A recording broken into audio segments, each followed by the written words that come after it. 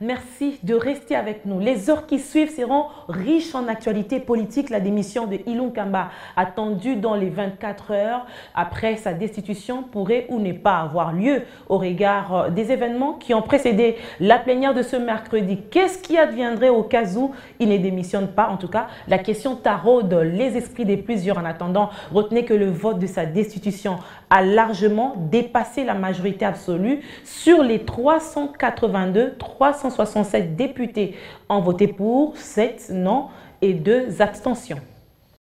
Sans surprise, ce fauteuil réservé au Premier ministre Sylvestre Ilunga Kamba est resté vide jusqu'à la fin de la plénière, alors que dans la salle, 382 députés nationaux étaient présents. Attendu des pieds fermes, à la séance, le Premier ministre n'a pas répondu à l'invitation de l'Assemblée nationale. Son absence n'a pas obstrué le déroulement de cette plénière. La majorité absolue a voté pour la destitution de Ilunga Kamba et de son gouvernement. La Constitution parle de la plénière de l'Assemblée nationale. Le bureau d'âge est une simple caisse d'enregistrement et de transmission. On ne dit pas qu'on examine la motion de censure devant un bureau définitif, non. Est-ce que M. Ilunga Kamba a encore la confiance de la majorité des députés? La réponse est non. C'était à lui de venir ici défendre son gouvernement. Mais quand on sèche, madame, qu'est-ce qu'on peut tirer comme conséquence? C'est ça, justement, je suis en train de déplorer.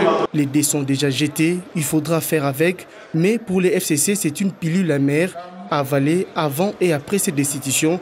Ils avaient décrié cette démarche de déchoir le chef du gouvernement par un bureau provisoire d'illégal. Pour nous, le Premier ministre Ilunga Kamba est encore en fonction. Tout ce qui s'est passé là, c'est dans l'illégalité, ça ne nous concerne pas. Il est en fonction, il continue à travailler. En tout cas, nous n'étions pas dans la salle pour endosser cette irrégularité. En notre humble avis, tout ce qui s'est passé, c'est du théâtre. Ça ne nous engage ni de près ni de loin. Nous continuons à reconnaître Ilunga Kamba comme Premier ministre. Le compte à rebours a commencé. Les 24 heures courent déjà pour la démission du chef du gouvernement pour la déposer auprès du président de la République. Qu'est-ce qui adviendrait si Ilunga Kamba ne se soumet pas à cette exigence? La question taraude plusieurs esprits. Les juristes évoquent l'usage de certaines mesures contraignantes.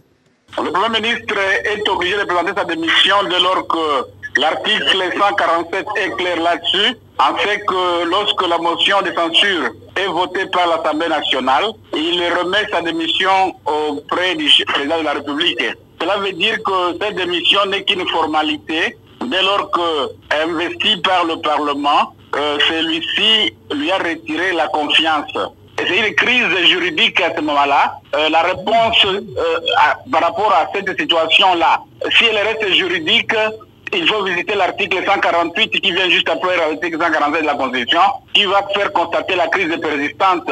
Mais à voir comment les choses se passent, il y a fort à craindre que la solution ne viendra pas sur le plan de droit en termes de constater la crise, mais la réponse viendra plus du côté des politiques qui, après la motion de censure qui a été votée, risque de passer aux voies de fait jusqu'à empêcher le Premier ministre déchu par le Parlement à ne pas accéder à son bureau, à ne pas user des outils de l'État.